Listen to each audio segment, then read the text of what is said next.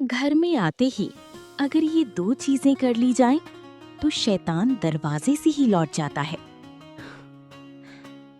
نبی صلی اللہ علیہ وسلم نے فرمایا، جب انسان گھر میں داخل ہوتے وقت اللہ کا ذکر کرتا ہے اور سلام کرتا ہے تو شیطان کہتا ہے، آج یہاں میرے لیے ٹھہرنے کی جگہ نہیں۔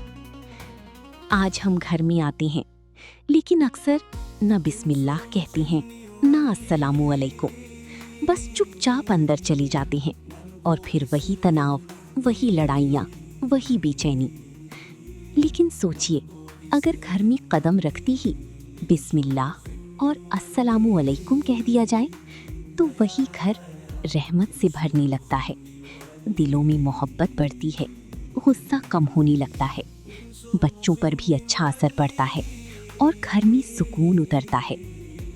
سلام صرف الفاظ نہیں، یہ گھر والوں کے لیے امن، دعا اور محبت کا پیغام ہے، اور بسم اللہ گھر میں اللہ کی رحمت بلانے کا ذریعہ ہے۔